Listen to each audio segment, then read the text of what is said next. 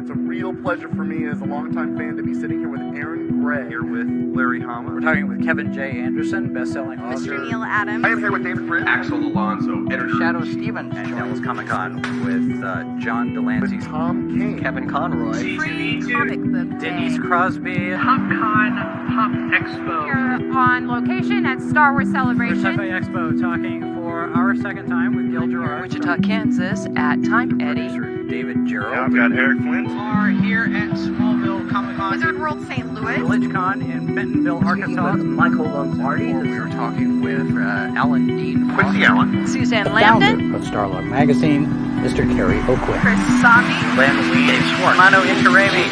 Jason Aaron. This is Sci-Fi for Me, your portal to the science fiction multiverse.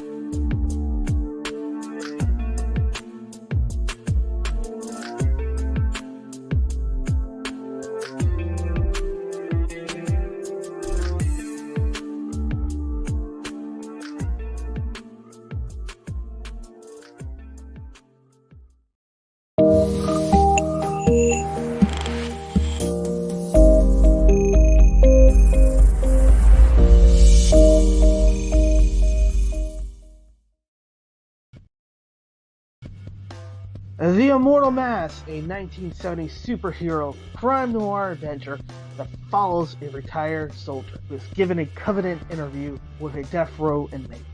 What he learns from the interview thrusts him into Atlanta's shadowy underworld. He'll have to utilize his military training to survive from being hunted for the information that could topple the most powerful ruling class in the city. This is not a pre-order or a crowdfunding campaign. Get your books now at denali's.com. 25 seconds to curtain, folks.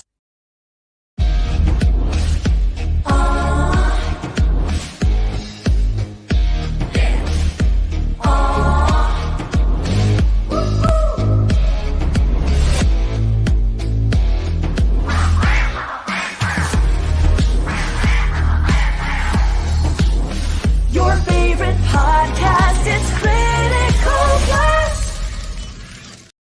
Ladies and gentlemen, Mr. Anthony Romano.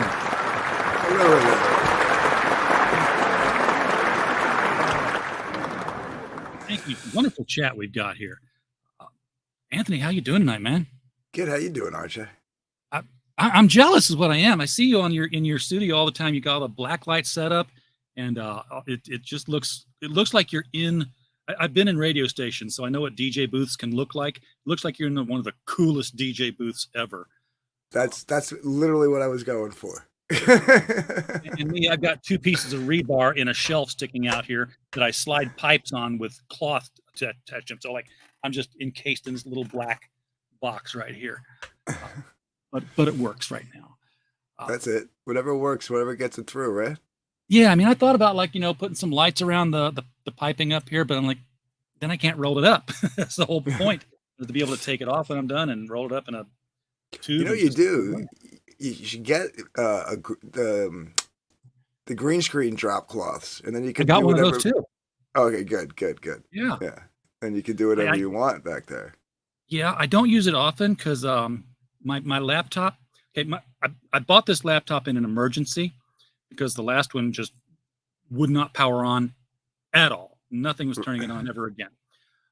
So I was like, well, okay, I'll buy this one. That tied up funds to buy it that I would have used to buy a better one.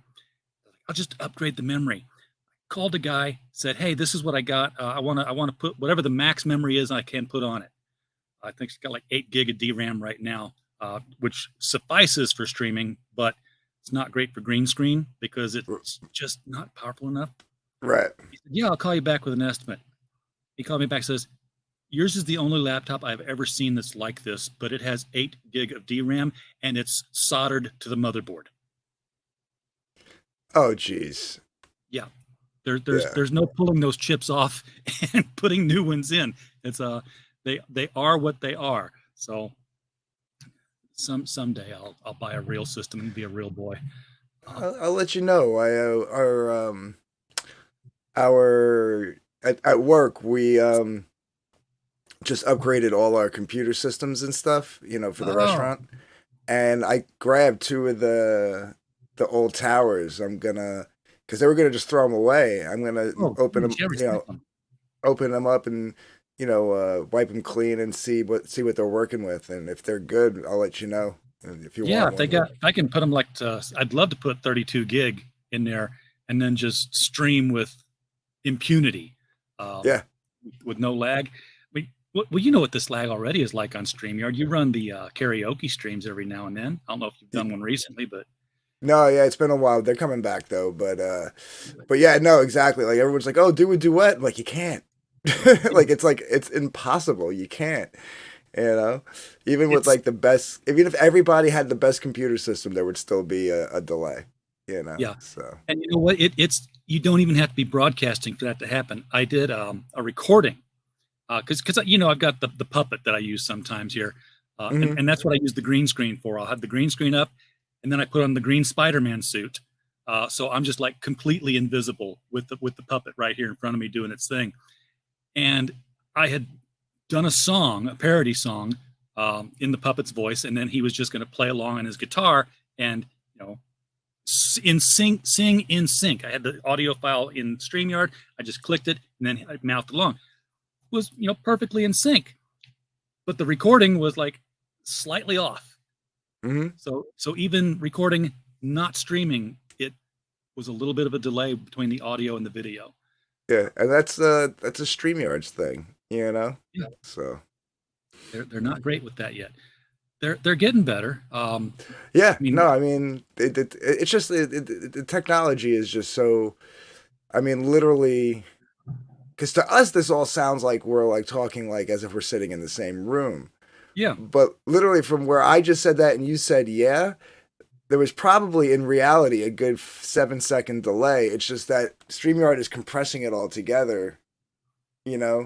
Everything is happening in the past that we're seeing here on the screen. And then there's even more of a delay from that to what's seen on YouTube. And it's, Oh, you're taking me back to my old quantum physics studies where are you really seeing now? Now? Right. The light had to get, I was don't bend my brain like that. Let now be now, okay? And now I've totally lost where I was going. So let me just say that Mike Walters is in the chat. Faithful as always, liking and sharing the stream. Appreciate that, Mike. Glad that you're here. What's going on, Mike? We got some comics here. Okay, first of all, you got a lot of comics. You've got an imprint now where you're doing other people's comics.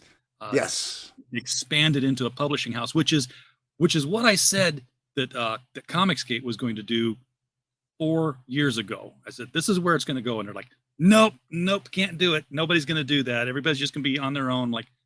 No, it's the only way to make money is to start publishing other people's books. Right. You can't publish just the one that you can make. Not everybody's going to want to do the legwork, right? And not that they're lazy. It's just not everybody's built for it. And not everybody understands it, right? They just want to draw. They just want to write. You know what I mean? So why do you want to do it? I didn't know that I did until the opportunity presented itself to me. I dabbled my feet a little bit when I did the Ashcan for Mandy. Just as doing a little get my feet wet. Trying it out. Is it? And then I put together my art book, which was just really a way for me to learn how to put the files together because I had never done that before, right? And with the Ashcan, I just did them, scanned them, and then sent them over to Pete Gilmore, and he handled that. I had nothing to do with that, right? So the art book was more for all intents and purposes was on the job training, and I figured if I could make a couple of bucks off of it, let me make a couple of bucks off of it. So I did that. And then, we launched Hunting Alice. Right.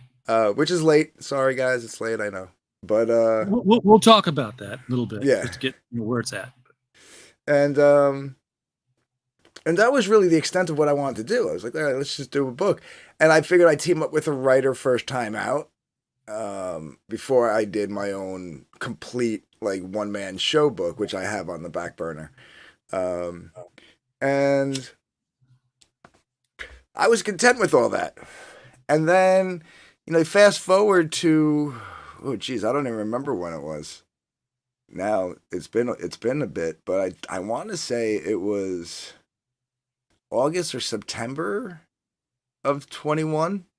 I get this random email from someone named Liz Scocho, saying that they wanted me to publish their comic, and I thought it was spam email because I get a bunch of on my one email address. It's all spam for either comic book stuff, Yep. or like music software or video software, because that's where I that's the email I use for all this stuff, that we're doing everything. And the only thing I still use my personal email for is Indiegogo, because that's what I signed up with Indiegogo for. Yeah, you don't want to miss those. Yeah. So I literally ignored it. I thought it was a spam email. I didn't even, and then I would say maybe 3 days later, I get another email. This time, basically saying the same thing, just worded differently. So I knew it wasn't like a copy paste type of situation, right? Yeah. So I actually read through both emails again, and I realized, okay, this is a real person. So I responded and I said, all right, well, I'd be interested in hearing you out. I was like, but why me? Like, why did you hit me up? And this, that, and the other thing. And she replied back, and it was like this cautiously back and forth of emails for about 2 days. And then we set up a private call like this, a private StreamYard call. And we talked, and she gave me the rundown of who I didn't know who Channel Awesome was, and who Linkara was, and what the Lightbringer. I didn't know any of that. Yeah. But yeah, that's a whole different section of the pop culture YouTube world. You know what I mean? That has its own set of drama and stuff. And it was funny because when she was telling me about it, she was like, I don't know if that's going to, she's like, I'm just telling you all this for full disclosure, even if it means that you'll say no, meaning the drama aspect of it. And I was like, oh, that's it? I was like, this is Comicsgate. I was like, that's We're nothing. born out of drama. Yeah. I was like, that's nothing. I was like, I can handle that. So I said, let me think about it. I said, give me 24 hours and I'll think about it. And I was like, man, I don't know if I really want to do this, right? Am I ready? I this, that, and the other thing. And I was like, I thought back to a conversation I had. I always tell people this. I thought back to a conversation I had with my sister and my brother-in-law. And my mom, my mom and my aunt giving them a hard time. When are you going to make me a grandma? When are you going to make me a great aunt? Blah, blah, blah, And they'd say the same stuff, oh, we're not ready. We don't have, we're not financially this or that, the house, this thing, every other excuse under the sun. And I just remember turning around to them and go, you keep making excuses, you're never going to be ready. You just got to do it. Yeah. If you really want kids, you got to do it, right? And I said, take the severity impact of what a child means to your life and stuff out of the equation, and that's still good advice on anything. If you keep making excuses, you're never going to be ready. So I said, let's just do it. Let's throw the dice. And I said that to her. I said, I've never done this for anybody else.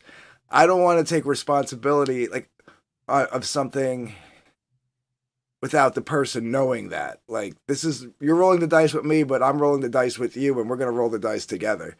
And we made a contract, and and all that stuff. And then we rolled the dice, and to success, thankfully. And Doc was in the same boat, Doc didn't know.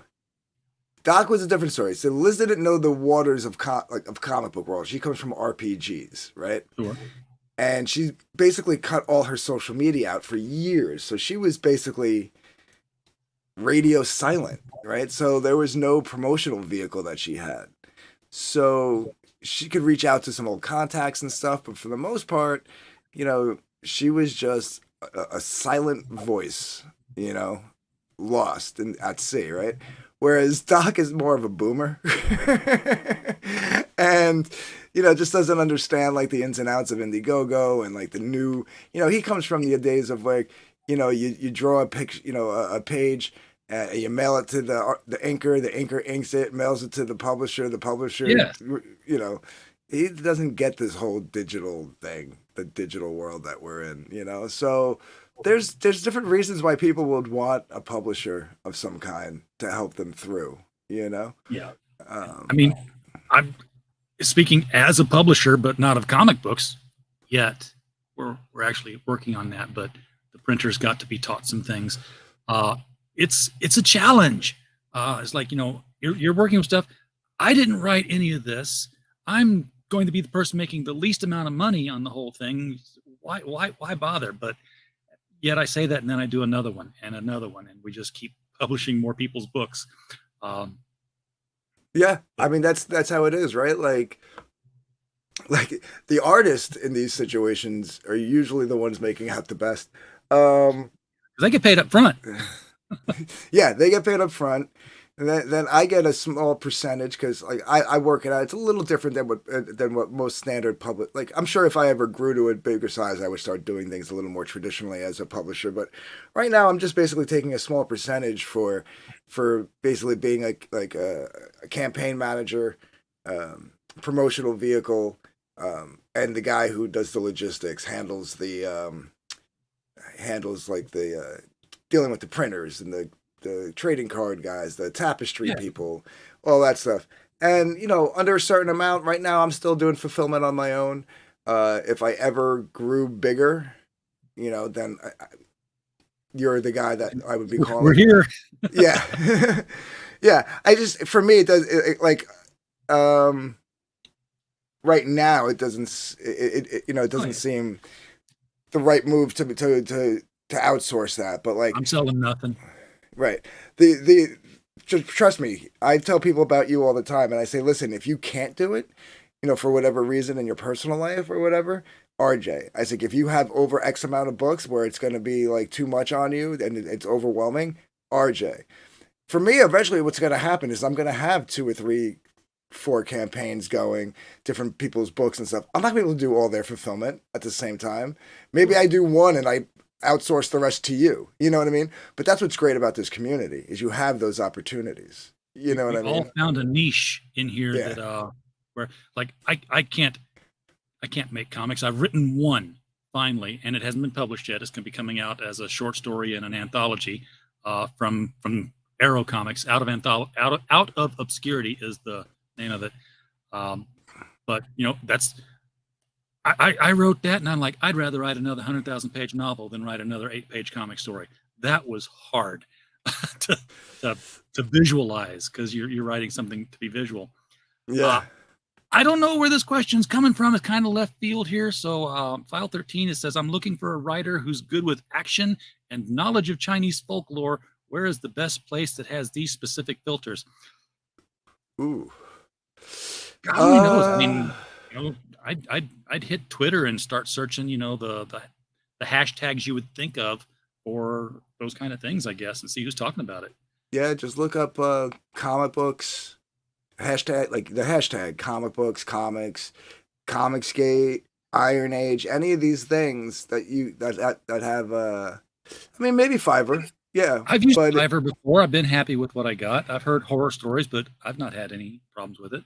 Hey, Pops is out here. Pops, welcome. Glad you're supporting us as always.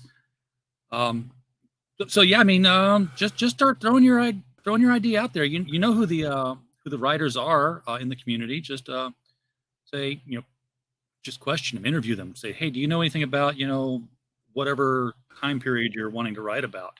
You know who might? Oh, he's more Japanese, I think. But Dojo. Yeah. Dojo is more Japanese. I was going to say the Koepp, but I think his is also a Japanese story. Japanese, yeah. I'm not sure who's doing a Chinese story right now. Yeah, but you never. I mean, like you never know.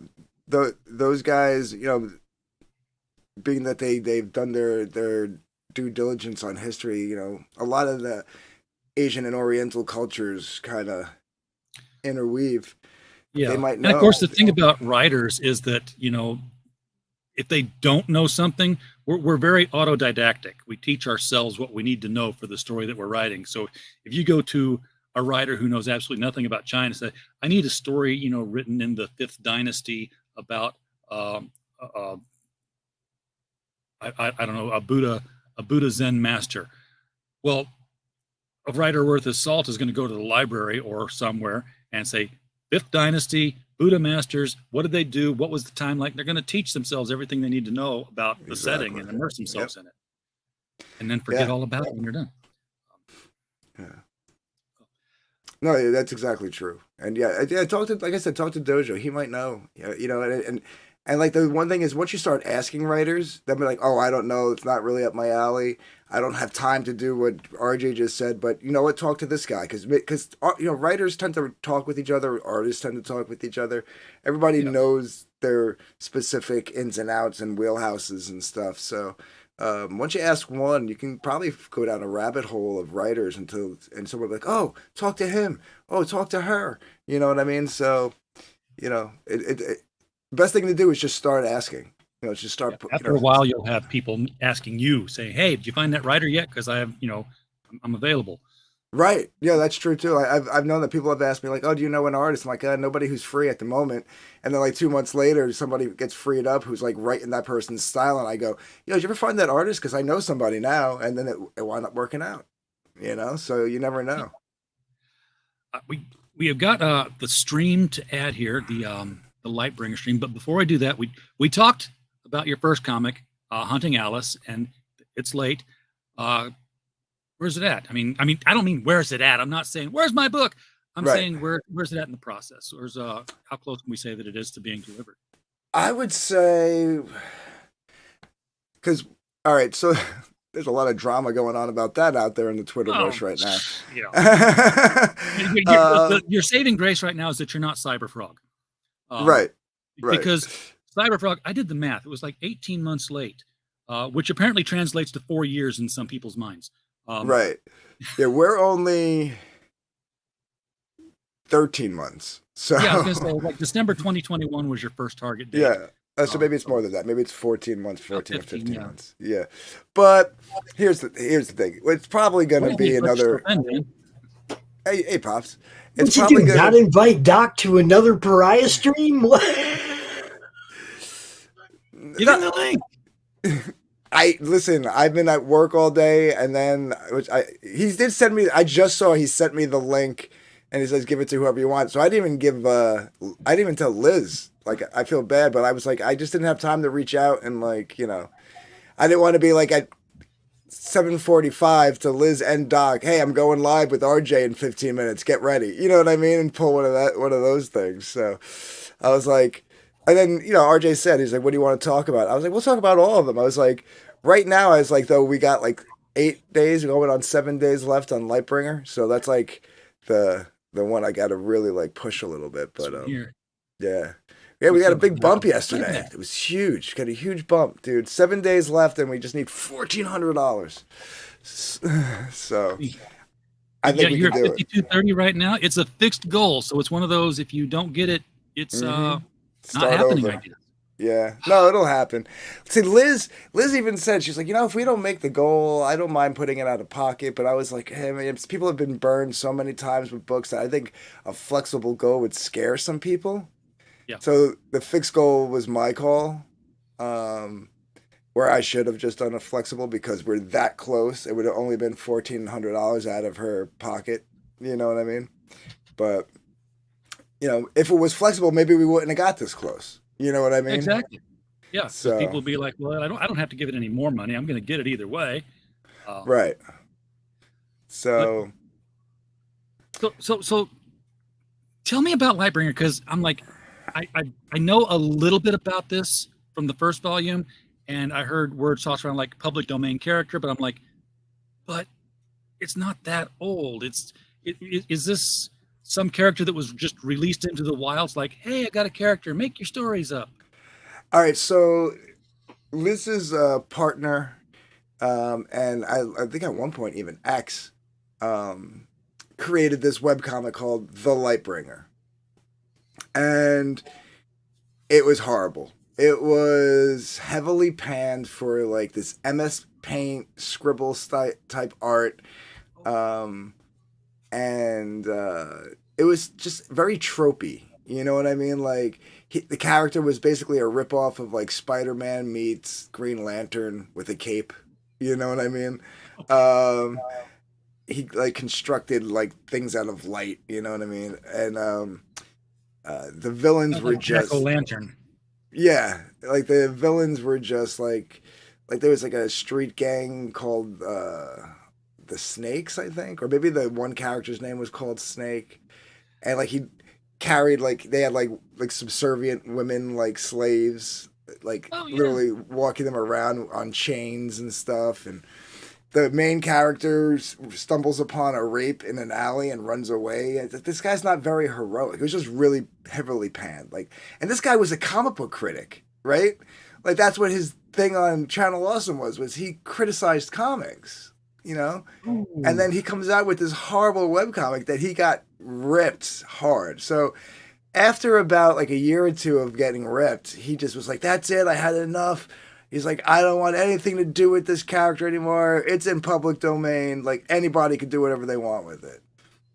And Liz was like, well, strip away all the bullshit and that main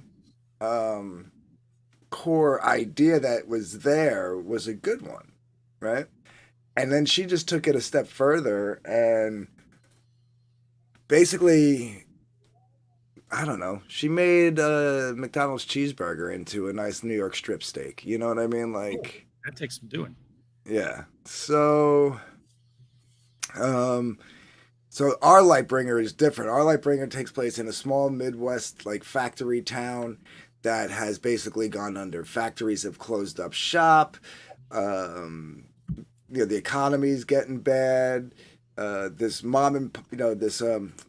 this big corporation box store, kind of like a Walmart meets Amazon, moves on in, and basically all the mom and pop shops are closing up, you know, and they're basically buying them out too. Anything that could be competition, they're buying out.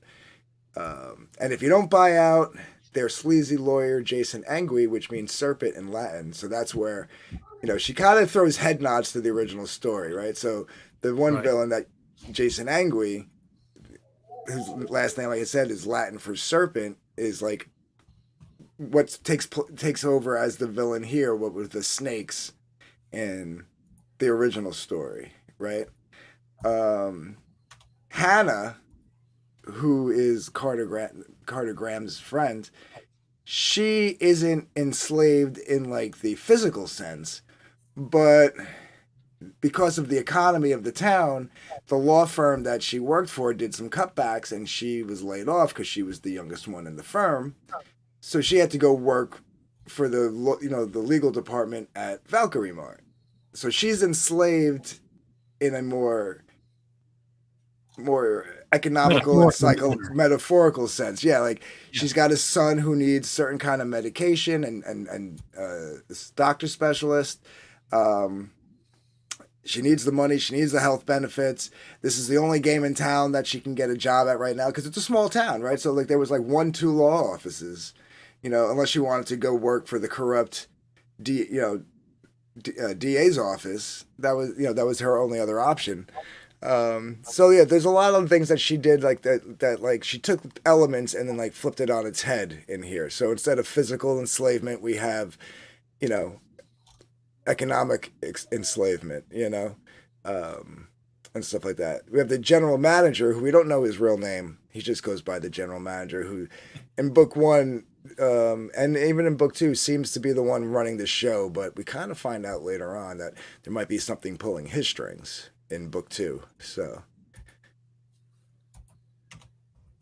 and then they get the 2 new characters in book 2. We got Detective Crane, who's like the Jim Gordon of Pharaoh City. He's like the one cop who's like not like on the take and corrupt, or and he really wants to like try to clean the town up. And then there's the mysterious Tanith, we met her the last couple of panels of book 1 as she's like spying on what Jason's doing for the general manager. So now, is this all done by the same artist? Because this looks like it's a different style from the other characters.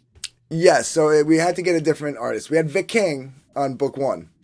Right. And he was lined up to do book 2, and then Beowar like funded and was very successful. So, not that Vic couldn't handle doing 2 books, but doing 2 books and the logistics of running a campaign, and he wanted to do it on his own. He said he did say he would like to have me publish some future books, but like he wanted his first one to be on his own.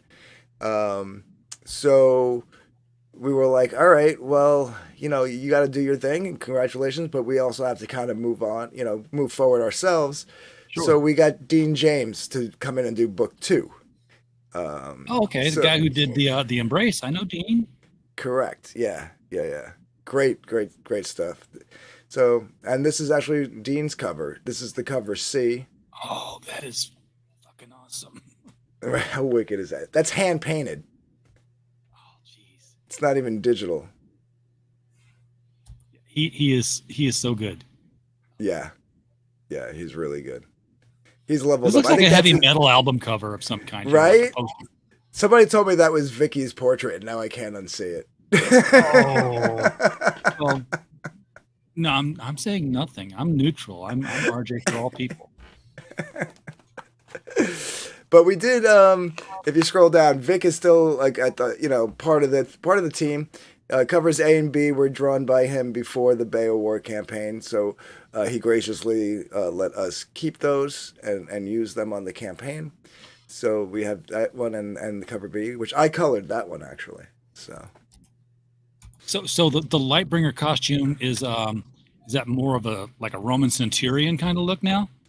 Yes. So it went from being like this like tropey Green Lantern with a cape to this like angel. There's some spiritual elements, right? It's not a Christian comic book, but there's like very spiritual elements involved in it. Judeo-mythic. The heart of the town was the church. The priest who was Carter's friend winds up getting killed in the first book. Spoilers, but hey, listen, we're selling the second book here, so these are things that are leading into the second book. Carter was a big. Spoilers, you would have bought the first book. Right. But there's a reason why, like, even with that spoiler, like, his death is the catalyst to what makes Carter become the Lightbringer. And you can catch up. There's a catch-up tier. You can read about how that is, how he becomes the Lightbringer. Because up until that point, he's not the Lightbringer. He's just the one dude who's, like, not selling. Like, he's, like, basically the last man standing, holding out hope for the rest of the town. He's helping the church financially as best he can, because he is a mom and pop shop of his own. So, yeah. And you got the digital catch up here. Now this is how is this working here? The one digital copy of the book with both covers and the 32 page of book 2, as well as both covers of book 1. Wait a second, I'm losing this. What do you get in this tier for $10? You get both books, and I always, with the digital tiers, I always just throw in an image of both covers. So if there's two covers, you know what I mean. So on book 1 there was 2 covers. So on the book 1 PDF you're gonna have all those. You're gonna have those covers. On the book 2 PDF you'll have the 3 covers, because now there's 3 covers. So yeah, because down here on the included items it said digital PDF 2. I'm like, sure that's 1 and 2, but because you know what it is, Indiegogo, when you put those included items, it's really like your back end itemized list, right? So digital PDF, where it just says digital PDF, that's if they only buy the PDF for just the 1 book. Digital PDF 2 is for 2 books. So that's tricky to get the items right on a Indiegogo campaign. Trust me, I do a lot of clean. The first thing I do when I handle an Indiegogo campaign is clean up the data. Yeah, so and it's like you try to, if you want to try to keep it concise, and you want to try to keep it like recognizable for like 2, 3, 4 months later when you actually got the Excel file printed out. Like, what is that tier again? So. See, I don't even worry about tiers. Tiers are irrelevant to me. Yeah, right. I meant to say right item. Away. Yeah. This is a shocking little picture here. Is this like actual death, or is this some lady who just calls herself Death because it's a cool name to scare people with? No. So on the trading cards for Lightbringer, we did a lot of like metaphors on the front. Like these were the ones from book 1. So this one is the general manager and Tanith, the lady who we met, like I said, at the end of book 1. And it says, you can't read it there because it's blurry, but it says darkness, right? Gotcha. And then with the picture of Carter and Hannah, it says hope, right? Okay. So, yeah, so it was just like, and then on the back, it tells you who's on the card and stuff like that and all that stuff. So we kind of carried that motif over to the book 2 trading cards. That's trading card 4. The ones I just showed you were 2 and 3. Trading card 1 was the exclusive one that on the first project. If you signed up, you got this trading card. So the only way to get that trading card was either to sign up to get it for free, or now you can buy it for $10 on the website if you really want to complete your collection. Right. And who doesn't? We are completists. It's an OCD habit of collectors. Right. Now, we also did, because we were like a month late on Lightbringer 1, we had a backer appreciation card that we also gave out. That's the original character design, which was on the alternate. Yeah, which was, well, that's okay. my take. That's my take on it. I made him look a little bit more superhero-like than what was done on the original art. But yeah, so we gave that out for free. All 4 trading cards as a set are on sale on the website for $18, but they're also an add-on on this campaign for $18. So you can pick them up on the back end of this campaign if you want to complete it and not have to go to a separate website to get them. So.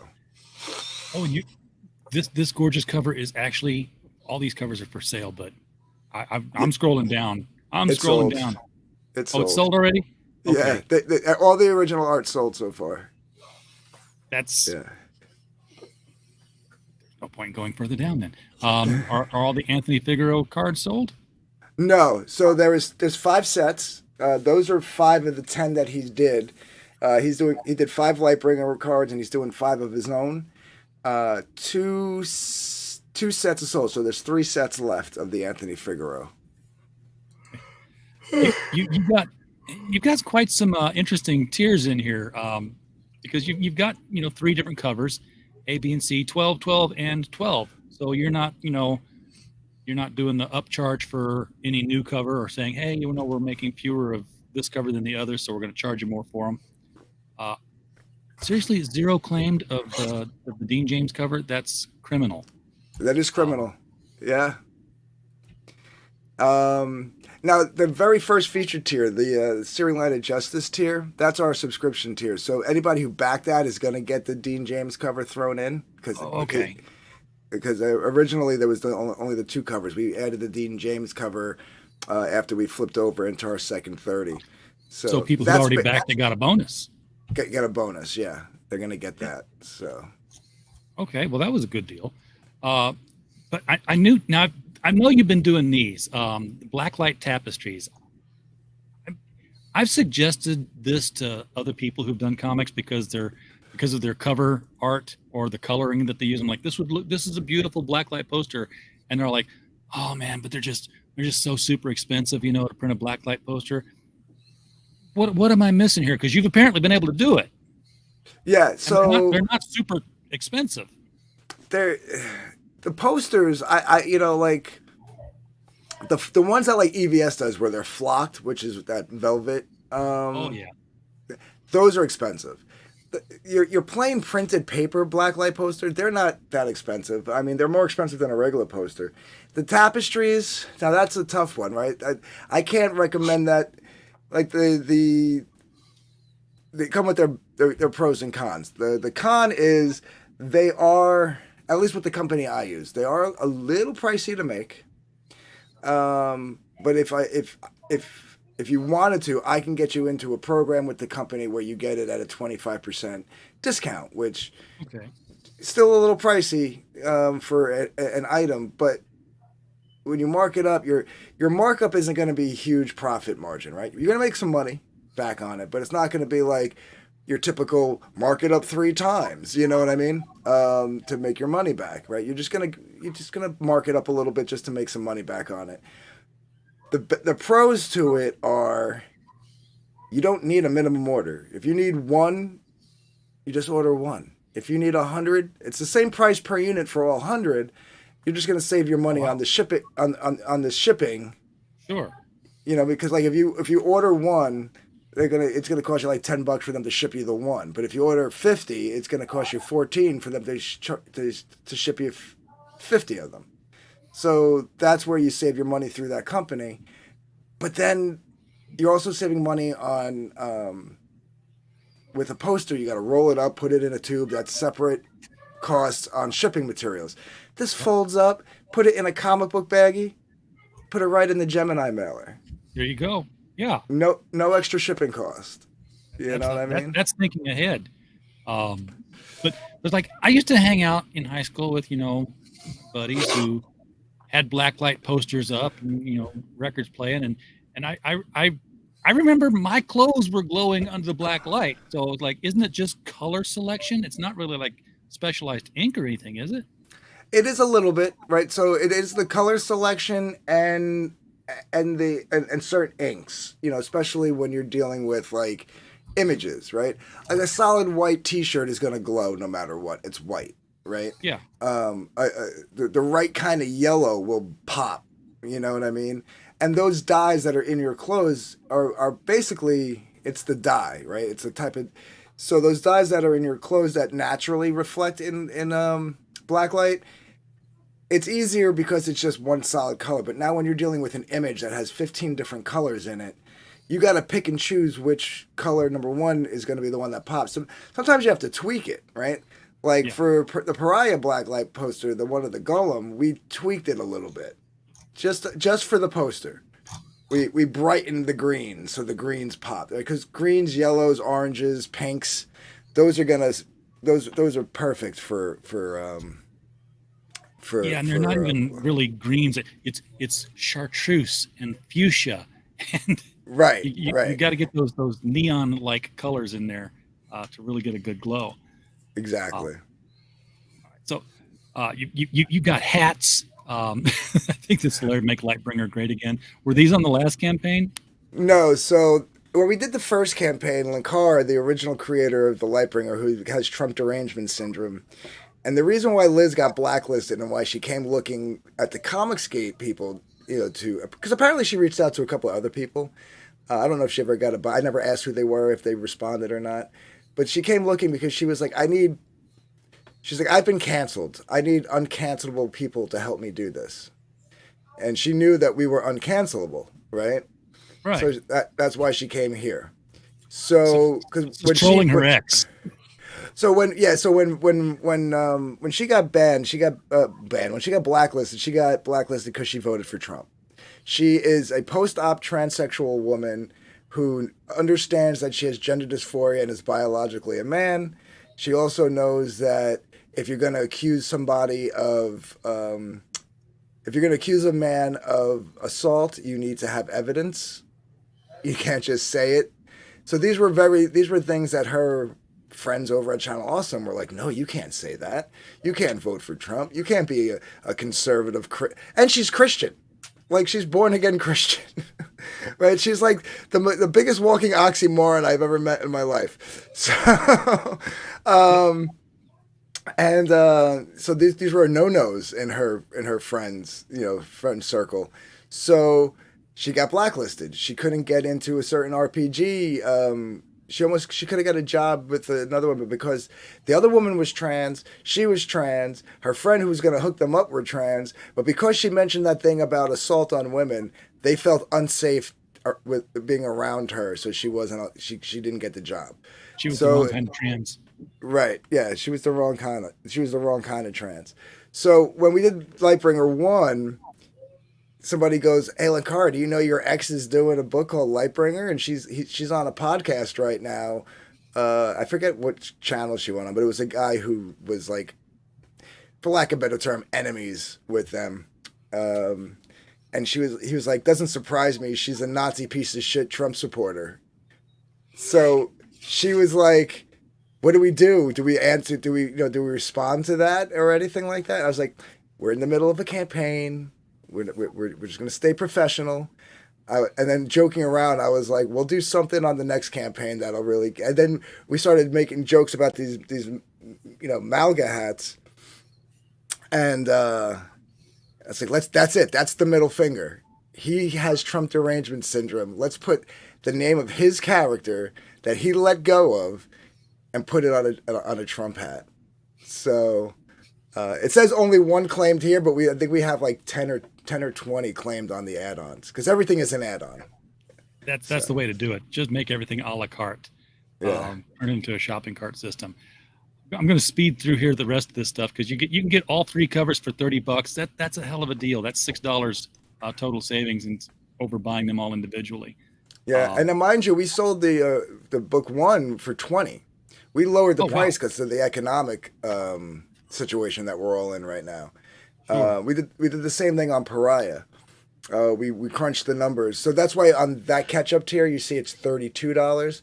We didn't want to undercut the first backers from the first campaign, because those are leftover first prints. They're not like second printings, so we didn't want to. Same price. We kept that book at 20 and the current book at 12, so that's why that's 32. So, yeah, makes perfect sense. You had 14 out of 25 of those claims, so people are wanting to catch up. I think that happens a lot too. When people who didn't get the first book see, oh, they're doing a second one, they've got momentum. Okay, now I might be in. I'll check this out now.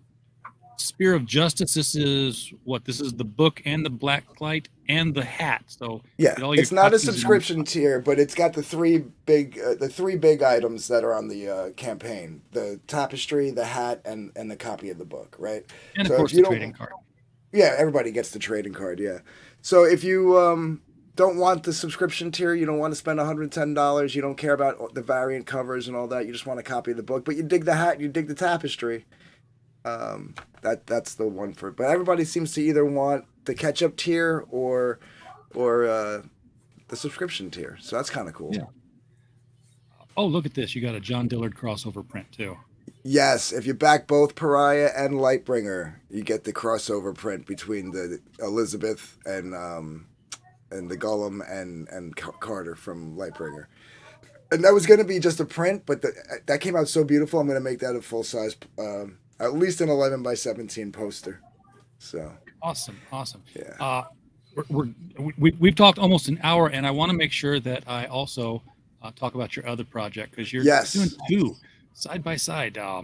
This is Doc Blalock's another Pariah. First. Yeah, another first for me. Doc Blalock's Pariah. Yeah, this book is I call these 2 books my yin and yang of DarkGift comics. We got Lightbringer, which is like the hope, the light, right? And then we got Doc's warp mind with this dark revenge story. like no, there's no hope here. This is brutal. this is like the total opposite end of like the spectrum. Also very supernatural. So the crossover print works really well. You know. Yeah, it does. We got Elizabeth, who's a descendant of a long line of powerful witches.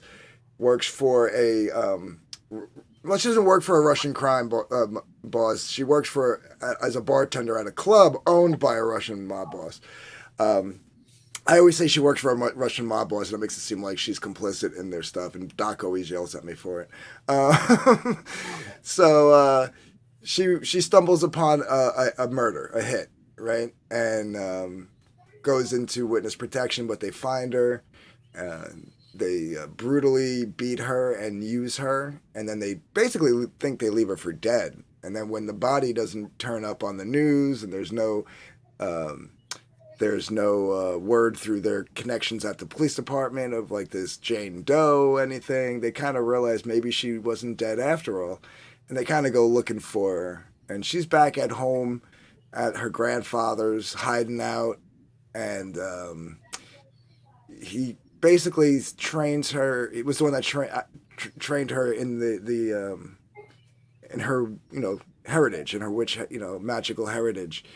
And he was the one that created the golem at first to go get her and save her, because he's old. He couldn't just go get her, pick her up, but he knew what happened. I'm not going to say how he knew. That's up for Doc to tell you in the book. You're going to have to buy the book. But he knew what happened. He sends the golem to go get her and save her. She co-ops the golem and basically heads out onto a squish. Yeah, that's no small feat, by the way, to be able to co-opt a golem, because they're under control of the person. Don't go by that panel so fast. Go back. Yeah. Squish. Yeah. I love that panel. And I love the bottom one. I had to black out the one word, though, for the campaign page, but... Yep. But that's totally natural language in the situation where, basically the heap is coming after you on a country road. So there is a lot of language in both these books, but I would say Lightbringer is definitely young adult, teenager, even though there's strong language. But this is definitely a mature only book. Yeah. Mm-hmm. Mm-hmm. Yeah, these both got some nice art in them here. This is the cover. That cover was such a work and to put together, because well, first of all, the golem has gone through 3 different iterations of design. So the first cover is now what we call the original concept art trading card, where if you sign up and you back, you get this trading card. It was the original concept look for the golem with Elizabeth, almost in a similar pose, and that one was colored by Phil Leone, so that's kind of a cool bonus on that. And but then we changed the design, so we were like, what do we do with this? We made it the exclusive trading card. Then there was a second design, which you'll see if we scroll down a little bit, but but then Pops. Doc saw this is the Jim O'Reilly variant cover. And he's like, oh no. He's like, Jim isn't going to show me up on my own book. So he went back to the drawing board and redesigned the golem yet again. And then and I already had the original art. That was the thing. I already had the original art for the cover. So he just redrew the golem, sent me that piece of original art. And then I had to go in and, scan it in and, overlay the original. Looking at both these golems, Jim is a bit of a beast, isn't he? Yes. looking at both golems' heads, even though they're by different artists, they both look like they're self-portraits of Doc with a beard. Yes, I've been saying that since day one, and so have other people. And Doc's like, I don't see it, and I'm like, I don't know, you blind motherfucker. You better get some close to it. Get a new prescription. Like pissed off Doc, huh? But that happened with me with Hunting Alice. When I designed the villain, I posted it online on Twitter, and everyone's like, what, did you just draw yourself? I was like, I guess. So this is the trading card number 2, because the trading card number 1 is the exclusive. Trading card number 2 is of Elizabeth. Everybody gets this trading card who backs. And even the digitals. I always throw in a digital copy of the front and back of the trading card as well. And that was colored by Carol Lee. And that's also one of Carol, our that's also one of our blacklight tapestries on this campaign. So it's got the right colors for it. And again, blacklight. That's a thing with your books now, isn't it? Oh yeah. And the nice thing about the company I use is they look natural during the day. No blacklight. It just looks like the artwork. Put a blacklight on come nighttime, and it's like pop. Like I don't know how they do it. But like, so some people are like, well, what do I need a blacklight tapestry for? I don't have a blacklight. You don't need it. Yeah, you don't need it. It just looks different if you have one. Yeah. And it's like you go to Walmart and spend the $2.30 for a black light bulb, and now you've got one. Right. This is the original art. Is this? Yes. Is this still right there? So this is something I haven't really seen on any other campaign, but on both these original art, yeah, I think they're both still there, both his and Jim O'Reilly's, which I think is a sin. Keep going. Yeah, they're both still there. But both these original art cover tiers, you're getting 2 pieces of original 11x17 artwork with both of them. So for this one with Docs, you're going to get the original drawing that, like I said, I had, and then he like mailed me like literally the physical copy of 11x17 redraw of the Golem that I then had to scan in and put together. So you're going to get both. You're going to get 2 pieces of art for the price of one. And that's $300. That's a hell of a deal. Yeah, and the same thing with O'Reilly's for $400. This is just. And Jim does the pencils and the inks, right? Like he did with me. He sent you both. Yeah, he draws the pencils, right? Then he scans that, prints it out, and does the inks over the scan. But he prints it out on Bristol. Yeah. So it's a nice solid piece of. So you get the pencils and the inks of the same piece. He did and that they're for both, me. It's awesome, dude. Yeah, and they're both traditional. You know what I mean? Like, so when you get the pencils, you're going to see the raw pencils, right? But then when you get the inks, you're going to see the streaks of the ink. You're going to see the bleed of the ink. You know what I mean? Yeah, it's not like it's. Yeah, so you're going to get 2 pieces of original artwork. A very textured kind of look to it. I don't it's know. Like with the Steranko Crom homage cover that he did. He sent me the pencils of it and the inks of it. Yeah. And that was the only other time I saw that was going to be done was with that. And again, it was Jim O'Reilly. So it's the same thing. And then that's the original art for the trading card / blacklight poster. Yeah. So folks, just somebody get the original art on these things. Yeah. Because my tax money's coming in soon, and if it's still there, you might see me spending money on that. That's bloody gorgeous. It is. And we just went into our second 30, so, you got time, man. You get that tax check. I just got mine from my state, so yours should be coming in soon. I got a surprisingly shit ton of money last year, and I'm like, oh, I'm not holding out enough, so I changed my withholdings, and I got about the same this year. I'm like, I'm not touching it. Just keep sending me money because I'm comfortable every 2 weeks. I don't need to change it. But, yeah, man, that's it. Damn it, I do not need more artwork. My walls are full. I've got no place to put anything. No, you need Pariah artwork. Absolutely. I know. I just got a canvas Elfgren pinup today on stretched canvas. And I was like, where the hell am I putting this? And I just found a place that it just squeezed into, and it's low on the wall. So it looked like really odd to place it there. But I'm like, on the wall. It's up. Well, for anybody who's thinking the same thing about like the tapestry is like, man, I got so many posters and original art on my walls and frames and stuff. Where am I going to put a tapestry? The great thing about a tapestry is you can hang them on the ceiling. Well, and that's not all. You can roll them up out the way when you're not using your black light. And have something behind it that you show instead. No, you can have like you can hang a coat hanger on the wall, put them all on the same thing, and just flip them when you want to change one. You can do that as well. Yeah, that's not about it. I didn't even think of that. That's a good idea. Yeah, because I was thinking to myself, what am I gonna do when I have like right now I have the 3. Right up here, because as like on display, because those are the projects I'm promoting.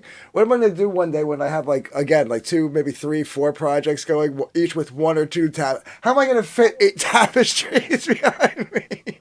That's when you just get a green screen with the tapestries on the right. Yeah. Here's what you do. I don't know how much. I don't know what your footprint is behind your chair to your wall and how much space you got. But what you do is you get one of them. I want to say it's like a clothesline, but it's one of those ones where it's like a spinner clothesline. It's just a single pole, and then it radial out. So you get a spinner rack. You just hang them all 4 in a circle. You put an electric motor on it. You just let it slowly rotate behind you. I was just going to say, you know what I have? I have I have a motorized tie hanger in my closet. I just hook it up over here. Hold up. This is so easy. What you do is you take the camera shot, right now from where you're at. Get out of the way though. So you got a green screen to work with, a green screen. Yeah. And then you just put the different ones up behind you. Take the green screen picture, and then you can just flip the green screen the whole time during your show. Oh, we show this one. This That's one. true. It's your same background all the time. It's just different. Yeah. He was just telling me to do that.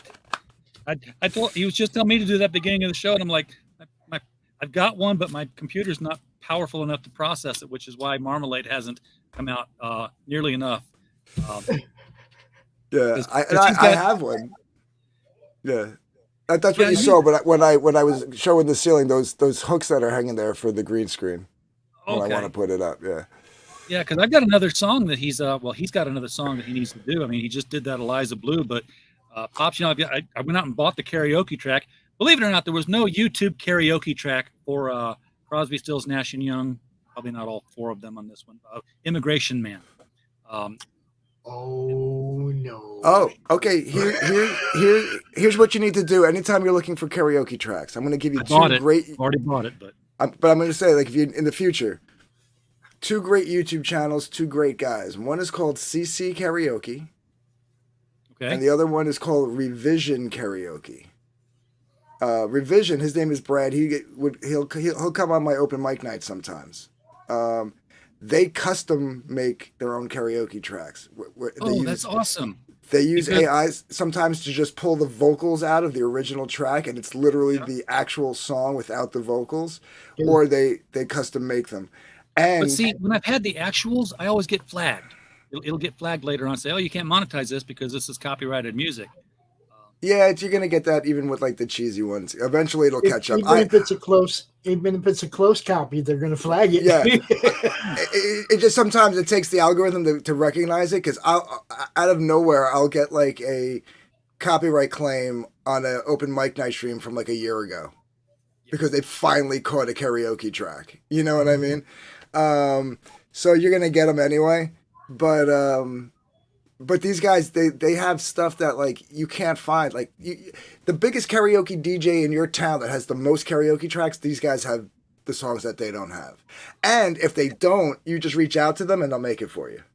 Well, I wish I'd have known, because I spent it's only like $1.98 that I spent on the track for Immigration Man.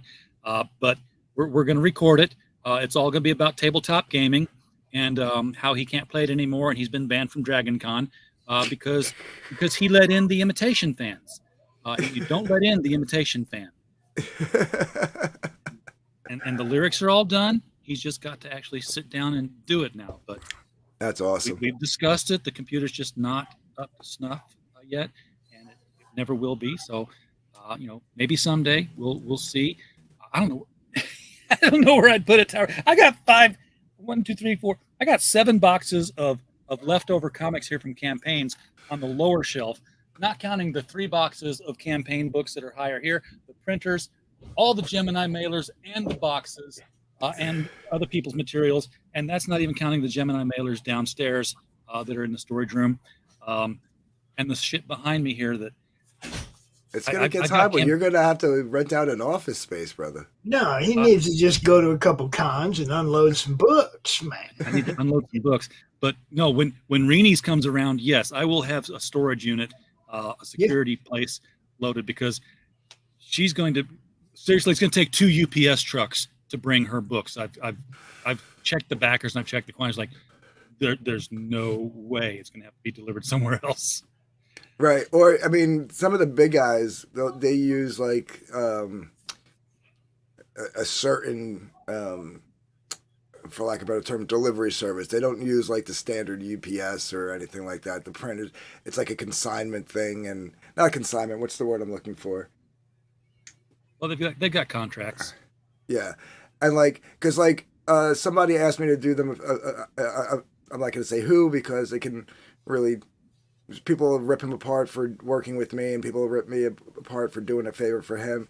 But I'm doing a favor for somebody just because they were like, I don't want to do this. Can you do it for me? And I was like, yeah, I'll do it for you. And just as a favor. And like, it was this huge truck, and it had what do they call it? A bill of lading. Yeah. Each box had one of those, and like literally it was like a pallet, like that they came out, and all the boxes were on this big huge pallet, and they just dropped it off on my front lawn. I was like, okay, I guess that's happening. Got to take all these inside now in case it rains. Yeah, it took me like literally like a half hour to move them all into my house, but and they were heavy. I wish I could do that. My god! I got like when Kids and Monsters showed up, Adam Lawson's. It was like 18 boxes, and not little boxes because he had a hardcover, oversized hardcover. So 18 large boxes at the bottom of the stairs because I live upstairs, so I have to up and down and up and down. Thank God I live in a ranch, little beach bungalow. If I had to do that, that would have sucked. When I move from here, I'm going to have basically patio doors or some sort of a door where I'm like, UPS, bring that hand truck in here. Hand truck right on in. Yeah. Yep. That's the only way to do it. We talked it out. I'm going to take that down there and give us back our regularly. Ooh, I don't like that one. That one sucks. Never use that one again. Let's remove that one. Yeah, don't use that one. Wow. Well, I know that StreamYard has given us these things to play with now where we can change our layouts, and I'm not that great at it. I just, I made this one on a lark, and I'm like, yeah, that works sometimes. We can put something right under it. It's not art, but it was just playing with it. And Anthony, I don't know if you had the option when you came in or not. I don't know if I've turned it on or found the way to turn it on, but guests should be allowed to also stream to their own channels when they come in. It wasn't turned on this one. So okay, I'm going to make sure that that's turned on because that should always be an option for people. I think that's a cool thing that they've done. One more outlet. I mean, basically, Pops, that's 11 places you can stream to. Not 11. It's still token go to like 22 different platforms worldwide, man. That's why I partnered up with them, man. We're trying to grow around here. If you have 3 guests and all 3 of them have 10 outlets, that's 40 outlets you're hitting because they can just pick all of them. Man. Well, I think it's if I remember correctly, just so people know, I think like if that was turned on and I did it, I think I can only do it to 2. Yeah, but that's added on to the out of my studio, I can go to 8. Right. So that would be 10. You go 2 more. I just don't add yours. I let you add yours, right? Right, right. But I can go we got like 60 or 70 destinations in our studio that we can spread shit out to, dude. It's crazy. Yeah. That's why when it's like my nights, like I remember when they are Monday and Thursday, I go to the studio and kick things out. I see all of that. I'm like, send it to my YouTube, send it to Pop's YouTube, send it to Pop's Twitter. Let Pops sort the rest of it out. I don't know where else it can or should go. You don't want to send it somewhere where somebody's actually streaming at the time. Yeah, so it's exactly. I'll be like, hey, Doc, do you want the Chuck Dixon show on your network this week? He'll be like, oh, hell yeah. I'll be okay. Yeah, I love that because too, I'll get notices that says, hey, the Baron Earls show is streaming on Critical Blast. I'm like, it is? And I'll go in there like, it is. Click that monetize button. Thank you, Pops. And I'll do the rest of my work. Right. As many different places as I can send what you guys are doing.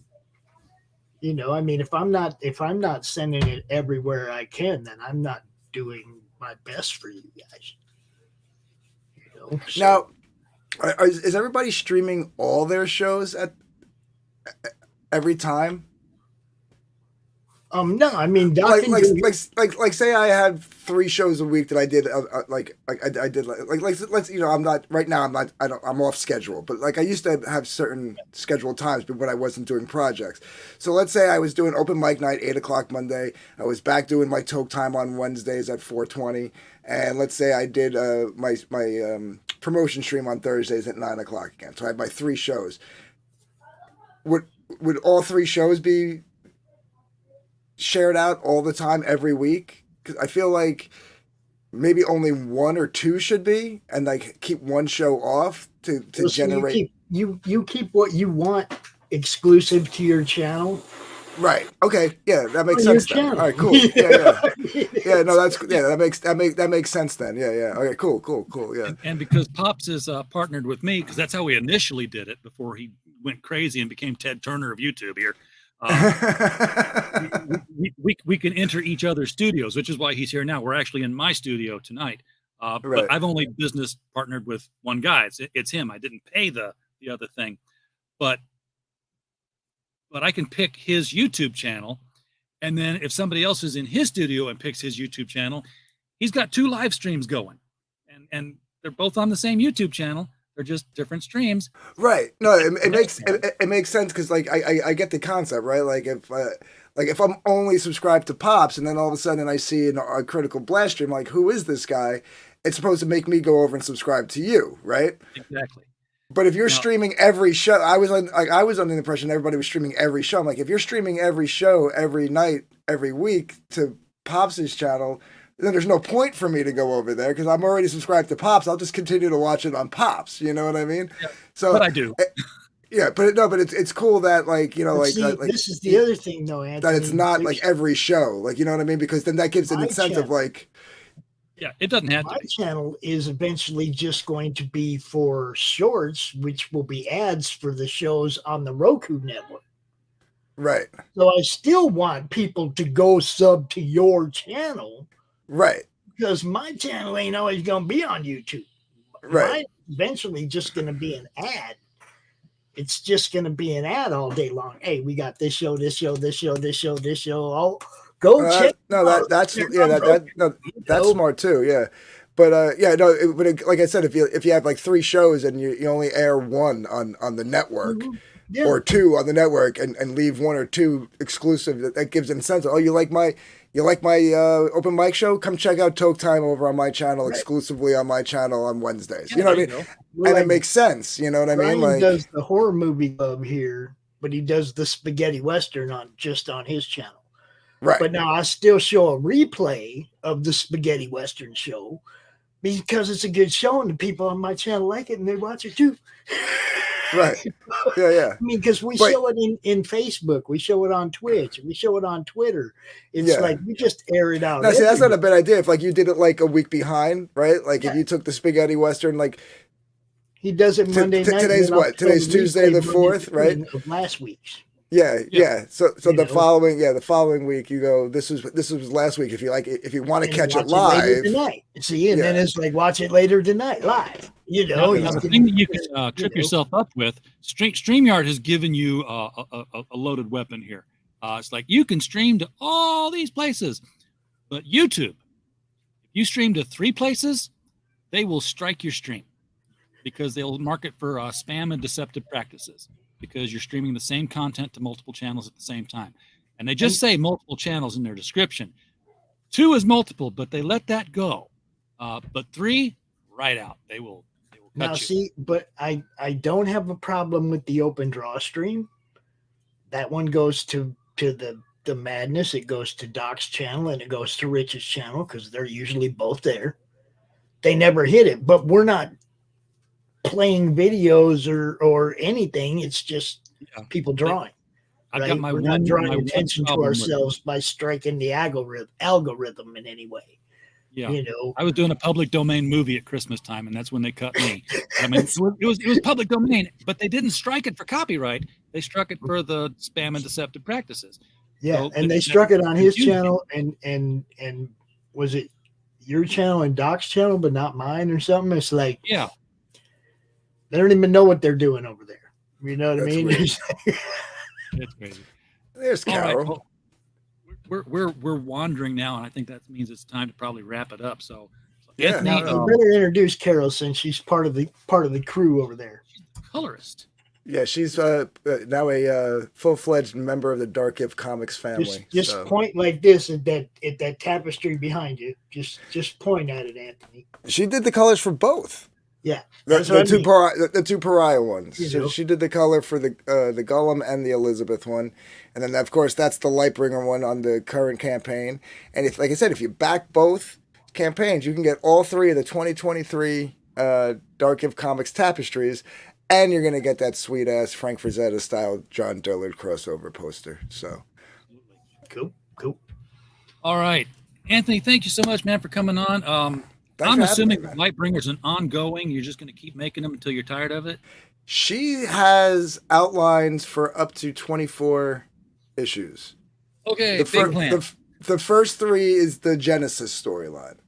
And then starting issue 4, it'll be Lightbringer, whatever that story arc will be. And how many, I don't know. I haven't even looked at issue 4 on yet. I'm just concerned with the first 3. I'm like, that's enough for me right now. I got enough on my plate. We'll deal with 4 when we get to it. But I don't know how many issues, if that's going to be a one-off or, because we have plans to do like a Monster of the Week and then like, another story arc and then like a Monster of the Week and another story arc. And if we get funded on Lightbringer, we actually do that. It started off as a joke in the chat over on Global Network or Global Frequency, excuse me. Somebody in the chat said something like, you guys should have the new Lightbringer face off against the old Lightbringer. Ooh. And we were like, we're going to make that happen. So we're going to do an ash can. Like if we get funded, we're going to do an ash can that we're just going to give away. So that'll be something else that might be added to everybody's backings if we get funded. So, Cool. You have to draw it in Windows Paint. No. I do like an old school ash can. I'm just saying. Yeah. Now, I don't know if we'll give it away to every tier. Definitely the subscription tier, and definitely probably the higher tiers. The single books, we might just throw it on as an add-on, or something like that. Or we might just give it away altogether. It's what Liz wants to do. It's her money. You know what I mean? Why don't you just make it the first stretch goal so it pays for itself? Yeah. Probably. We haven't done stretch goals because we haven't hit funding yet. So yeah, just make it the first stretch goal. Don't put that first one too far out because how much the ass can going to cost? Right. I mean, well, she's willing to pay for it out of pocket and just give it away. Then I think that was what she said. So break her that habit now. Yeah. That's why I like stretch goals. They pay for themselves if you do it right. Right. Do it right. Yeah. I mean, but let's get funded first, and then I can talk to her about the logistics of how we're going to handle that. But that would be a really cool, like, cathartic thing, like this like really obscure, offensive character and this new, pure character fighting off, and it can literally be like a cathartic process for her with like her past and her present and future. It's gonna be awesome. It's gonna be so awesome. So, but we gotta get funded. So funded first. So, with that, everybody in the chat, thank you so much for being here tonight. We don't have a show without you guys watching. We're just a podcast falling in the woods, making no noise for anybody but me. So, appreciate you guys being here. Oh, I know. I always get that hey yo that lets me know that I got somebody's watching me. And as always, guys, while you were here, we just hope you had a blast. Good night.